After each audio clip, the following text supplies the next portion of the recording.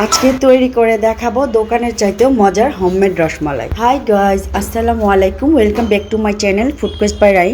খুবই মজার এই রসমালাই রেসিপিটি, আর এই মজা বলে আমি আজকে এই রসমালাই রেসিপিটি আপনাদের সাথে শেয়ার করছি। আশা করছি রেসিপিটি সবার কাছে খুবই ভালো লাগবে। তো দেখে নেওয়া যাক আমার আজকের রসমালাই রেসিপি কিভাবে তৈরি করি। রসমালাই তৈরি করার জন্য প্রথমে ভিনেগারের মিশ্রণটা তৈরি করে নিব। দিয়ে দিলাম 2 টেবিল স্পুন ভিনেগারের সাথে 2 টেবিল স্পুন পানি মিশিয়ে একটা সাইডে রেখে দেব। এরপর 1 লিটার দুধ জাল করে নিব। মাঝখানে 1-2 বার নেড়ে দিতে হবে যেন পাতিলের তলাতে দুধটা লেগে না যায়। এর মধ্যে দুধটা যখন ফুটতে শুরু হবে ঠিক ওই পর্যায়ে চুলা থেকে নামিয়ে নিতে হবে। চুলা থেকে নামিয়ে ঠিক 1 মিনিট পর ভিনেগারের মিশ্রণটা দুধে ঢেলে দিতে হবে। ভিনেগারের মিশ্রণ দেওয়ার পর দুধটা ফেটে গিয়ে সবুজ পানি বের হয়ে একদম ভালো মতো ছানাতে পরিণত হয়েছে। ছানার কনসিস্টেন্সিটা ঠিক এমন হবে। এমন সবুজ পানি বের হলে আর দেরি করা যাবে না, সাথে সাথে ছানাটাকে ছেঁকে নিতে হবে। ছেঁকে নেওয়ার পর সাথে সাথেই ঠান্ডা পানি দিয়ে ছানাটাকে ভালো মতো ধুয়ে নিতে হবে। ছানাটা ঢালার পর ছানাটা অনেক গরম থাকে, আর এই গরমের তাপেই ছানাটা ওভার কুক হয়ে যেতে পারে। তাই ভালো মতো ঠান্ডা পানি দিয়ে আলতোভাবে ধুয়ে নিতে হবে। কারণ মিষ্টির মেইন উপকরণই হলো ছানা, আর ছানা ভালো না হলে তো মিষ্টিও ভালো হবে না। তাই ছানা তৈরির ক্ষেত্রে বেশ মনোযোগী হতে হবে, কারণ এমন অ্যাক্সিডেন্ট আমার অনেক হয়েছে। তাই তো আমি আপনাদেরকে সাবধান করে ছানাটাকে ভালো মতো চেপে পানিটা নিংড়ে নিয়েছি।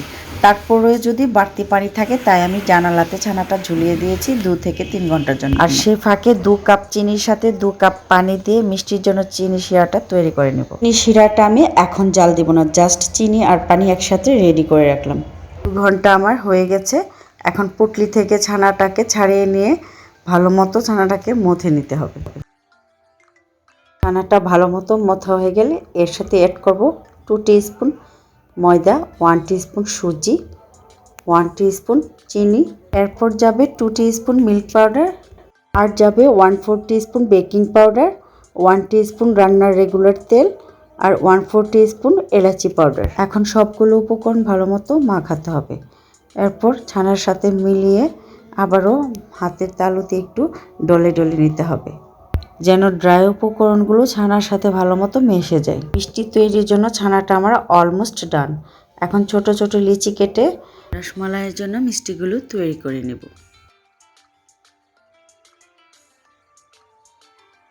রসমালাইয়ের সাইজগুলো ঠিক এমন হবে। চাইলে ছোট বড় করা যাবে, আবার এমন গোল গোল করেও রসমালাই তৈরি করা যাবে। সবগুলো মিষ্টি আমার তৈরি হয়ে গেছে, আর চিনিতেও 1-2টি বলক এসে গেছে। এখন চুলার আঁচটাকে লো করে সবগুলো মিষ্টি একটি একটি করে চিনি শিরাতে ছেড়ে দিতে হবে। এরপর একটি ঢাকনা দিয়ে ঢেকে চুলার আঁচটা মিডিয়াম টু লোতে রেখে 10 মিনিট ঘুরি ধরে কুক করব। মিষ্টিগুলো আমার কুক হয়ে গেছে। এখন চুলা থেকে নামিয়ে গরম অবস্থায় আবারও ঢাকনা দিয়ে ঢেকে অপেক্ষা করব ঠান্ডা হয়ে না যাওয়া পর্যন্ত। মিষ্টিগুলো আমার ঠান্ডা হয়ে গেছে। এখন একটি একটি করে মিষ্টি একটি স্ট্যান্ডারে উঠিয়ে নিব। এরপর আমি ঝটপট মালাই তৈরি করে নিব। মালাইটা আমি যেভাবে তৈরি করেছি, 2 টেবিল স্পুন চিনি ক্যারামেল করে, এই ক্যারামেলের সাথে 1 লিটার দুধ, 1/2 cup condensed milk, 1/2 cup powder milk দিয়ে ভালো মতো জাল করে ঘন করে নিতে হবে।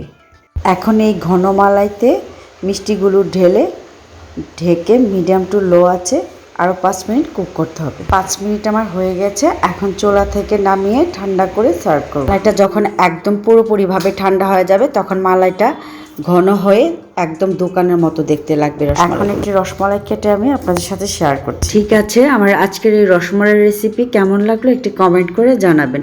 আশা করছি রেসিপিটি সবার কাছে খুবই ভালো লেগেছে। সো গাইজ, রেসিপিটি ভালো লাগলে একটি লাইক দিতে যেন ভুলবেন না, আর এমন আরও ইন্টারেস্টিং রেসিপিগুলো পেতে চ্যানেলটি সাবস্ক্রাইব করে রাখবেন। তো সবাই অনেক বেশি ভালো থাকবেন। Thank you so much for watching. আল্লাহ হাফিজ।